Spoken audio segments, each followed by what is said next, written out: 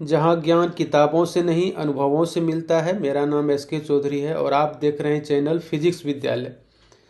आज हम लोग करेंगे थर्मोडायनामिक्स का top NEET PYQs of last 6 years 2019 to 2025 के सारे PYQ जो टॉप नीट PYQs हैं उसको हम लोग इसमें लगाएंगे और एक्सप्लेनेशन बिल्कुल इजी रहेगा। विथ ट्रिक्स हम लोग करेंगे कोई भी क्वेश्चन को।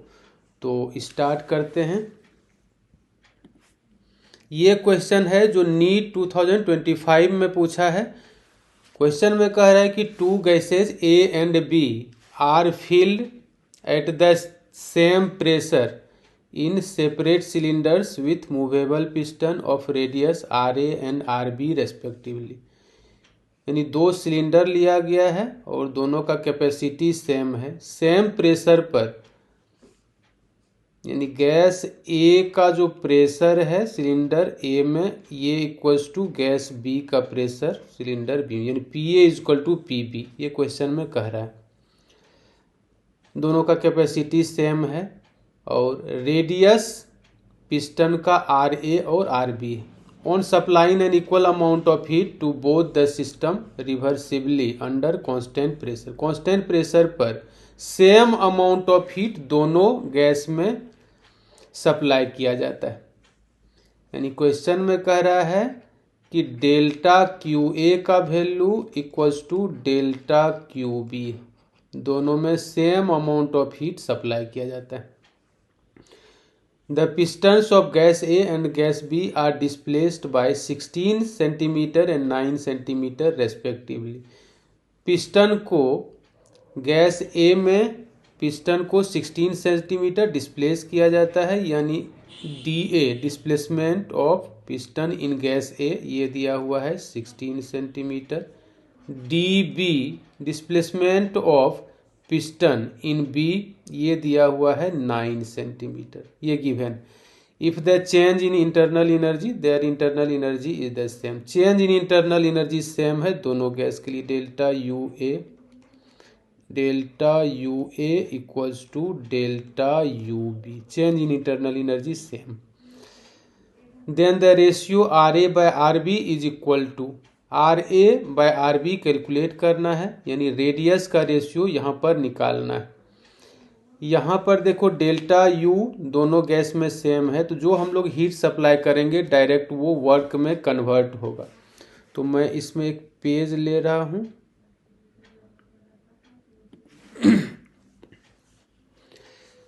Delta QA equals to delta QB है।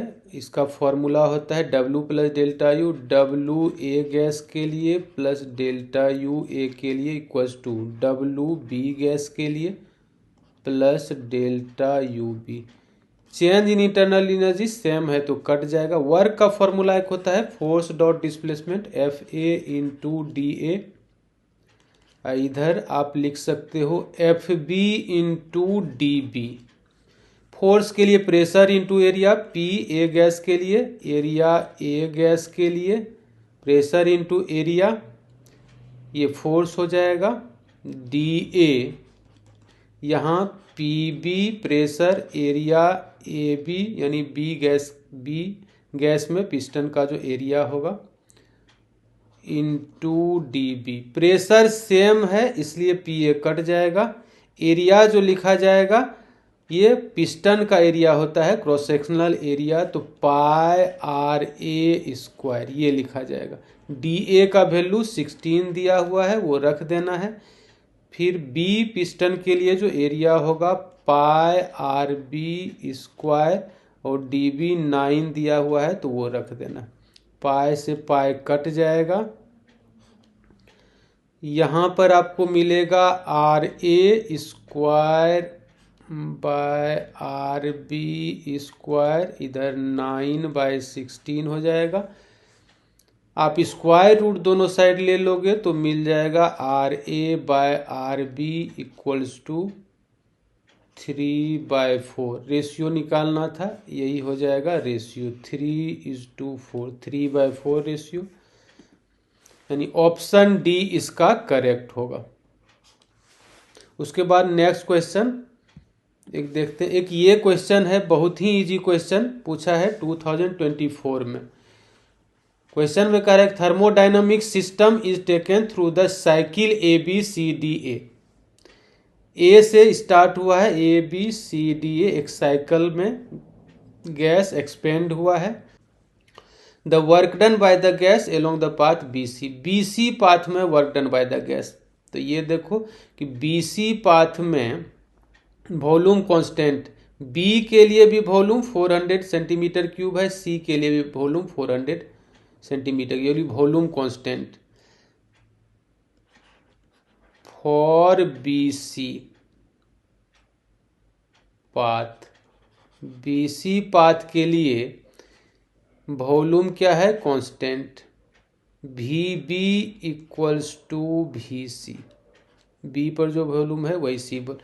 वॉल्यूम कांस्टेंट रहता है तो वर्क डन 0 होता है। वॉल्यूम कांस्टेंट रहता है तो वर्क डन क्या होता है, 0। तो वर्क डन का जो जनरल फॉर्मूला होता है ये होता है PdV इंटीग्रेशन। और वॉल्यूम कांस्टेंट की वजह से अगर मान लो कि प्रेशर कांस्टेंट भी है और वॉल्यूम यहाँ पर कांस्टेंट है तो DV मतलब चेंज को रिप्रेजेंट करता है, तो वर्क डन क्या आ जाएगा, 0। तो आपको याद रखना है कि वॉल्यूम कांस्टेंट रहता है तो ये आइसोकोरिक प्रोसेस होता है, और आइसोकोरिक प्रोसेस में work done by the gas ये क्या होता है, 0 होता है। ये चीज़ आपको याद रखना है, यानी ऑप्शन ए इसका करेक्ट होगा। नेक्स्ट क्वेश्चन एक ये है, एक थ्योरेटिकल क्वेश्चन पूछा है 2019 में। In which of the following processes heat is neither absorb nor release by a system. मतलब कौन सा ऐसा प्रोसेस है जिसमें हीट ना तो एब्जॉर्ब होता है ना रिलीज होता है। तो वो प्रोसेस होता है एडियाबैटिक प्रोसेस, क्योंकि एडियाबैटिक प्रोसेस में इन एडियाबैटिक